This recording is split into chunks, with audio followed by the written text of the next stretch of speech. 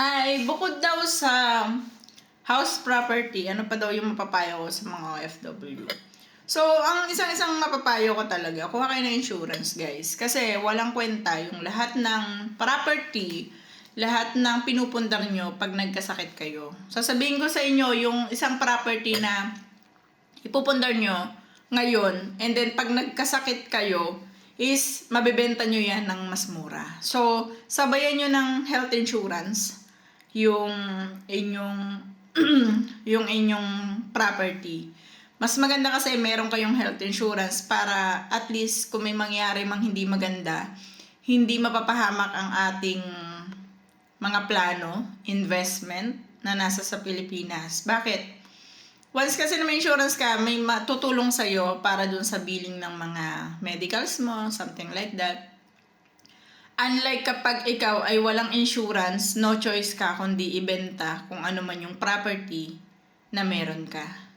So, ako, member ako ng Kaiser, sa totoo lang. So, 1 year pa lang naman ako.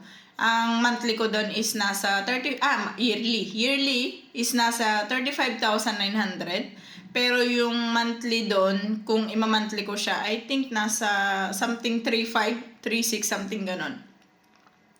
So, para sa akin, bakit ako nag-build ng health insurance kahit nasa ibang bansa ako? Guys, hindi ko naman kasi masasabi, syempre, pagtanda ko, kasi huhulugan mo yun ng within 7 years eh. And then, nasa iyo kung gusto mong idiretso hanggang 20 years. And then, pag senior ka na, yun, saka mo siya unti-unting makukuha yung nabayad mo dun sa insurance na yun. At meron na rin naman siyang life insurance, health insurance, something ganon.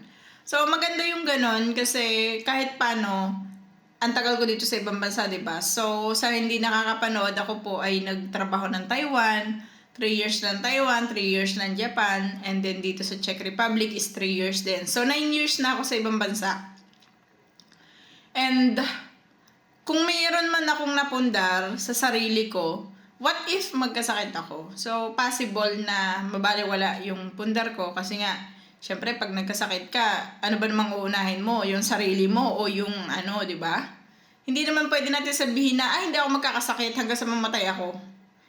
That's impossible. Mangyayari talaga na darating yung araw na tatanda tayo eh. Hindi natin masasabi yung panahon na hindi ba tayo sisingilin sa sobrang pagpupuyat natin? Hindi ba tayo sisingilin sa sobrang pagkain natin ng kung ano-ano? Something like that.